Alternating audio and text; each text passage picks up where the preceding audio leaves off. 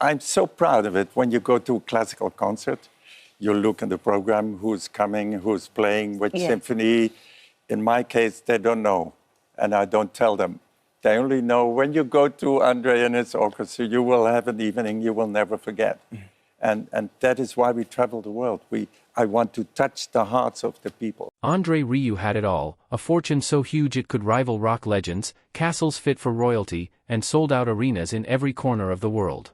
But behind all the glittering costumes, flashing lights, and standing ovations, there was a story nobody saw coming. Andre built an empire worth $40 million from classical music alone, something unheard of even for the biggest pop stars today. But why then would this massive fortune someday become the very reason tears rolled down the faces of his closest family? Andre did not start out rich. Growing up, he was just a kid who loved music. His dad was the conductor of the Rieu Symphony Orchestra, so music was always around him, always part of his life. But Andre knew from early on that he did not want to sit quietly in a stuffy concert hall. He wanted something bigger, louder, and far more exciting. He wanted crowds to clap, sing, and jump up from their seats. Step by step, Andre built exactly that. In 1987, Andre took a huge risk that would either make him a legend or ruin him forever. He founded the Johann Strauss Orchestra, not some small group playing quietly for polite applause, but a full-on dazzling entertainment powerhouse. What started with just 12 musicians quickly exploded to over 60 performers from every corner of the globe. Andre did not just play classical waltzes, he put on shows packed with everything from Strauss classics to the Macarena. And it worked. Fans loved it. Tickets flew off the shelves, and soon he was not just filling theaters, he was packing entire arenas and stadiums worldwide. Money poured in faster than anyone expected. By the early 2000s, Andre was not just successful, he was outselling massive acts like AC/DC, Bruce Springsteen, and Coldplay. His shows made millions per night, and his DVDs flew off shelves in every country. Fans traveled thousands of miles, paid huge prices, and cheered like they were at rock concerts. Andre's empire was booming, and his wealth ballooned dramatically, making him the richest violinist alive. But Andre did not keep his wealth hidden quietly in the bank. Instead, he poured money into creating even bigger spectacles. In 2008, he risked almost everything he owned by designing a jaw-dropping $30 million stage for his concert at Schönbrunn Palace in Vienna. It looked like a fairy tale, covered in gold, crystal, and lavish details, exactly what fans dreamed of seeing from Andre Rieu. But that fairy tale almost cost him everything. The huge cost pushed him to the edge of bankruptcy, nearly wiping out decades of earnings overnight. Andre had taken risks before, but this one nearly broke him completely. But he refused to quit. Slowly, concert after concert, Andre climbed back, paying off his debts and turning his shows into even bigger successes. Within a few years, he was richer than ever, bouncing back stronger and smarter. He expanded his concerts into global cinema events, streaming performances in theaters worldwide, making millions more. Fans who could not fly to see him live flocked to cinemas, paying premium prices to experience the excitement on the big screen. Andre's wealth did not just recover. It doubled and then tripled, reaching a jaw-dropping $40 million by 2023. But Andre did not build his fortune alone. His family was there from the start, especially his wife Marjorie, who was much more than just his partner. Marjorie designed the costumes, helped choose venues, and planned the dazzling stage sets that became famous worldwide. Together, they made every show unforgettable, creating an entertainment empire that became a true family business. Their son Pierre even stepped into a major role, becoming vice president of Andre Rieu Productions, turning the whole operation into something like a musical dynasty. Andre's shows became legendary, but he never forgot his roots. He lived in Maastricht in a castle built in 1452. Yes, an actual castle. This was no ordinary mansion. It was the legendary place where D'Artagnan of the Three Musketeers had his final meal before dying in battle. Andre had dreamt about owning it since childhood, and now he did. He poured millions into renovating every inch, turning it into a dream palace filled with priceless art, sparkling chandeliers, and gardens that belonged in fairy tales. It was like something out of a movie, except Andre was living it every day. Even with all this wealth, Andre did not slow down. He kept expanding his concerts, touring non-stop from Europe and America to Australia and Japan. Each year, his tours grew larger, his audiences bigger, and his fortune multiplied. He was not just a musician anymore. He was a superstar, a global phenomenon whose brand grew into an unstoppable money-making machine. And yet, despite all the glitz and glamour, Andre kept one surprising habit: baking. During the lockdown in 2020, with concerts cancelled and millions in ticket sales vanishing overnight, André did something unexpected. He started baking cakes, sharing them with neighbors. It was not flashy or extravagant, just simple human kindness. A gentle reminder that behind the massive empire was a man who still valued community and simple joys. But there was more to André's fortune. André's empire depended on him performing nonstop. And when he fell sick in 2010 with a severe ear infection, everything nearly collapsed again. Doctors were stunned he had not gotten sick sooner, given how demanding his schedule was. For the first time, his family realized just how fragile this fortune was. Everything they built depended entirely on André's health. One illness, one cancelled tour, could cost them millions instantly. The pressure was enormous. But André recovered and pushed forward, refusing to slow down, determined to keep the music and the money flowing. Yet the stress grew. While fans saw a smiling André performing effortlessly, behind the scenes, the family struggled with managing an empire worth tens of millions, facing risks nobody knew about. Each spectacular show was a gamble, costing millions in set designs, venues, musicians, and marketing. Any failure could threaten everything André built. Then came another hidden secret. André's fortune wasn't just in concerts. Quietly, he had been building an enormous real estate portfolio, investing millions into luxury properties around Europe. Fans knew about his Mric Castle, but few realized just how vast his property empire had become. That Mric Castle wasn't some random mansion, it had serious history attached.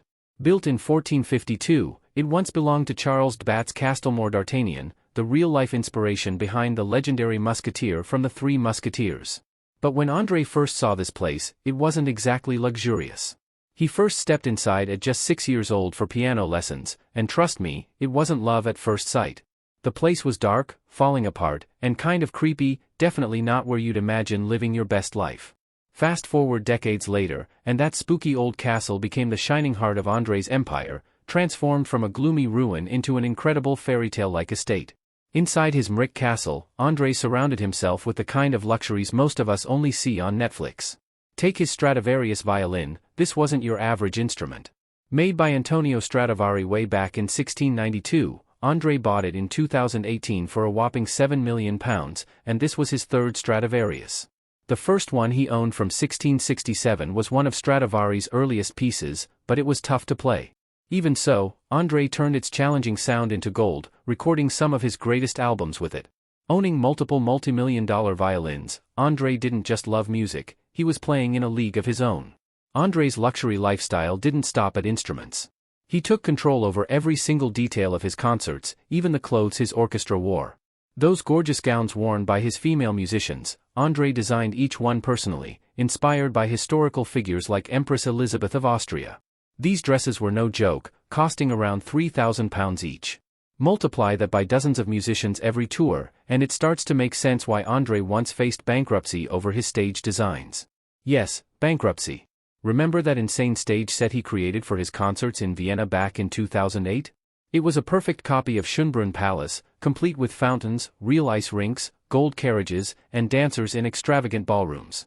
Sounds epic, right? But epic comes with a price. André blew a staggering £34 million building it. He didn't just build one, he built 3 separate sets, touring them around the world and burning through cash at a mind-blowing rate. It was flashy, it was brilliant, but it nearly ended him. André ended up sitting down with his bank manager, discussing what they could take away to settle the enormous debts. Yet somehow, he survived that crisis and bounced back even stronger. This guy was unstoppable, or was he? At home, things looked peaceful, comfortable, even normal, at least as normal as life inside a real-life castle could ever be. André was married to Marjorie since 1975, and together they had 2 sons, Marc and Pierre. Their family photos hung proudly on the castle walls, memories of simpler days when André was just starting out. But now, even his family played key roles in his empire. Marjorie wrote the scripts for his concerts, adding words to the music that touched millions around the world. Pierre, their younger son, stepped up big time, becoming vice president of André Rieu Productions. Family dinners might have looked like simple get-togethers, but they were board meetings in disguise, business mixed with family at every meal. But under all this glittering lifestyle and delicious desserts, André's childhood wasn't exactly joyful. Growing up in a small, crowded house in Mric with 5 siblings wasn't easy. His dad was an orchestra conductor but didn't show him much affection. His mom? Even tougher. André believed they were jealous of his natural talent, because within weeks of picking up a violin at 5, he was playing beautifully. He escaped the tough times through music, but the scars remained, pushing him constantly toward more success, more approval, more extravagance. That drive to prove himself showed clearly when André first started out. Back in 1978, he formed his very first ensemble, just 12 musicians playing weddings and small restaurants. Money was tight. Audiences hardly noticed them, sometimes not even looking up from their dinner. André almost quit music completely, even joking about opening a pizza restaurant instead. Imagine André Rieu serving pizza Paganini tableside, violin in hand. But luckily for millions of fans worldwide, he stuck with music. In 1987, André revamped his group, creating the now famous Johann Strauss Orchestra. He idolized Johann Strauss, the original waltz king, who proved musicians could also be business masterminds. Strauss had 5 orchestras running simultaneously. André settled for one massive orchestra, now the largest privately owned orchestra globally. They toured everywhere, from packed stadiums in Europe to sold-out arenas across America and Asia. André's success exploded unexpectedly during one unforgettable soccer match in 1995. Ajax was playing Bayern Munich in the Champions League final, and André cleverly bought 1 minute of live TV coverage during halftime to showcase his music. Ajax scored just before halftime, perfect timing. Millions watched André perform Shostakovich's Waltz No. 2 live on TV. The next week, he sold over 200,000 CDs, launching him instantly from local musician to global superstar. One well-timed soccer goal changed everything for him. With success came even bigger dreams. André poured millions into making his shows the most spectacular events possible: fake snow, balloon drops, lavish ball gowns. Every show was an over-the-top celebration. He famously insisted on serving real champagne during performances, even though he didn't drink it himself, just to keep things authentic. Fans loved the spectacle. Critics raised eyebrows. But André didn't care. He wanted authenticity, no shortcuts, no pretending. Despite all this luxury, André kept things relatable. He collected Tintin comics, taught himself Spanish during lockdown by reading crime novels, and still treasured a simple toy truck from his childhood. This truck wasn't just a toy, it was a reminder of simpler days when he and his brother Robert built cars from scrap wood and old wheels.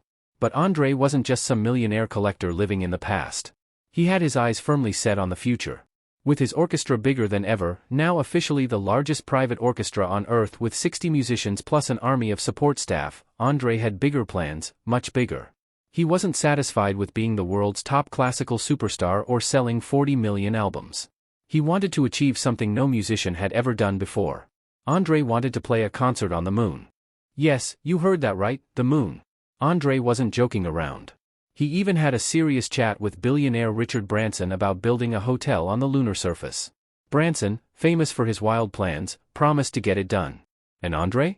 He fully intended to take his massive Johann Strauss orchestra up there, instruments and all, to play the world's first space concert.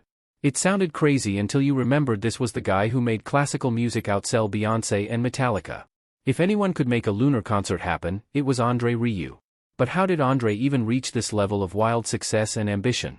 Well, unlike most classical groups relying on schools or rich donors, André built his orchestra entirely by himself. Back in the late 80s, he had almost nothing, just a wild dream and a handful of musicians who trusted him. André took huge risks from day one. With no sponsors or government support, he poured every penny he made from ticket sales and albums right back into the orchestra. Today, running this massive operation costs him at least $1 million every month, without even counting touring expenses. That meant each performance had to sell out, and every album had to top charts. Otherwise, the whole thing would collapse overnight. André kept about 110 people permanently on his payroll, from musicians to lighting technicians and cooks, plus another 100 freelancers who handled logistics, travel, and marketing worldwide. It wasn't just a business. It was a family, his second family, one that traveled together around the globe, setting up and tearing down huge stage sets in arenas from Mexico City to Sydney. Each city required 9 enormous trucks packed with lights, costumes, instruments, props, and equipment.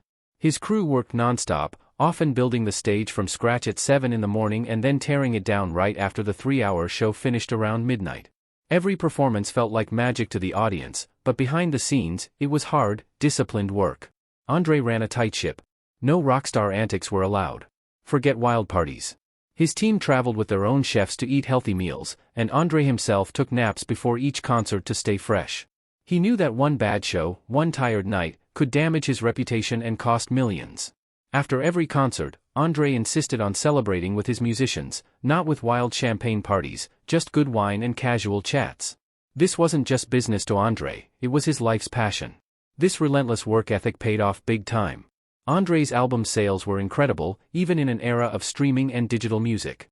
His label, Universal Music, had been working with him for over 2 decades, and the partnership produced staggering results.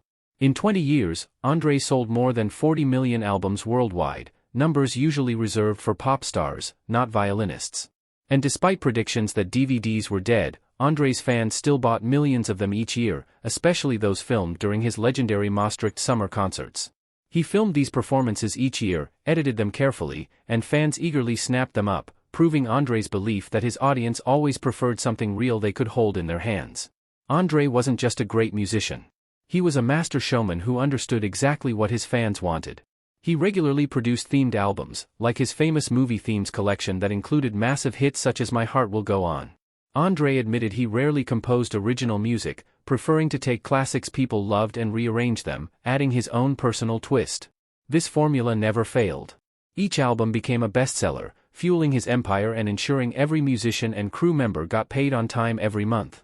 But success at this scale wasn't easy to maintain. André constantly faced enormous pressure to keep filling seats and selling records. Without donors or sponsors, every decision he made carried huge risks. He couldn't afford to slow down. Even during a global pandemic when concerts stopped, André switched gears, baking cakes for his neighbors and community, keeping his spirits high and staying connected. He used the downtime to plan even bigger projects, like his ambitious movie screening celebrating his 75th birthday in 2025 titled The Dream Continues. The event showcased never-before-seen performances from André's global tours, played in cinemas worldwide. This was a grand celebration of his life's incredible journey from a kid dreaming in Maastricht to a global icon adored by millions. André never hid the secret behind his incredible rise: hard work, discipline, and taking risks nobody else dared.